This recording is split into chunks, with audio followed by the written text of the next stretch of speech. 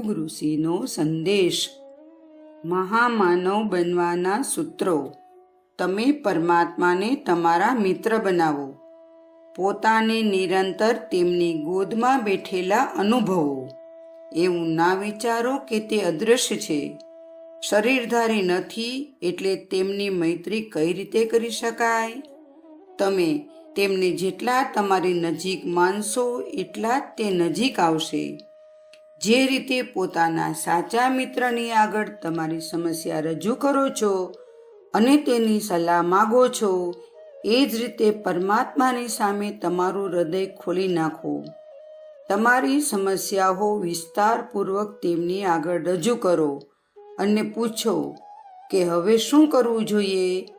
જેમ જેમ તમે તેમની સાથે મિત્રતા વધારતા જશો, પોતે તેમના ભરોસે રહેતા જશો, તેમ તેમ તે તમને ગાઢ આલિંગનમાં લેતા જશે. એ સ્થિતિમાં બધા દુઃખ દર્દ, સુખ તથા શાંતિમાં ફેરવાઈ જશે. તમને તેમનો સ્વર્ગીય સંદેશ તમારી અંદર આવતો સંભળાશે. જે ઘટના જોઈને સામાન્ય માણસ ગભરાઈ જાય છે અને પીડા તથા વ્યાકુળતાથી તરફડે છે, એવી જ ઘટના વખતે પરમાત્મા પર વિશ્વાસ રાખનાર મનુષ્ય અચળ રહે છે. તેને એવું લાગે છે કે હું તો માત્ર કોઈકના હાથનું રમકડું છું.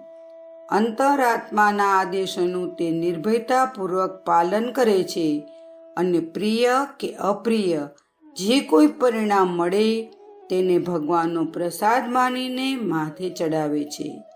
તમે તે પરમાત્માને અપનાવો. તેને 24 કલાક પોતાનો સાથી બનાવો. પોતાના હૃદયરૂપી મંદિરમાં તેની સ્મિત કરતી છાયા જુઓ. હર ઘડી પોતાને તેની ગોદમાં સુરક્ષિત રીતે બેઠેલા અનુભવો. એક શરીરધારી વ્યક્તિની જેમ તેની સાથે વાતચીત કરો. શરીરને શિથિલ કરી પોતાના અંતરાત્મામાં આવતી દૈવી વાણીને સાંભળો.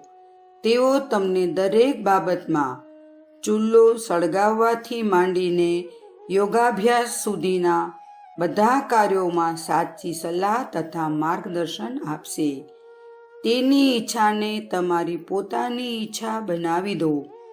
24 કલાકના પોતાના સાથી માથે બધો ભાર નાખીને નિશ્ચિંત થઈ જાઓ.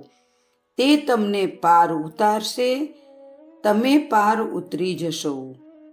અખંડ જ્યોતિ, નવેમ્બર 1940, પૃષ્ઠ 7. સંદર્ભ ગ્રંથ યુગ ઋષિનો સંદેશ. શાંતિકુંજ વિડિયો ગુજરાતી યુટ્યુબ ચેનલને સબસ્ક્રાઇબ કરો તથા બાકીના વિડિયોઝનો લાભ લેવા માટે બેલ આઇકન જરૂર દબાવો. ધન્યવાદ.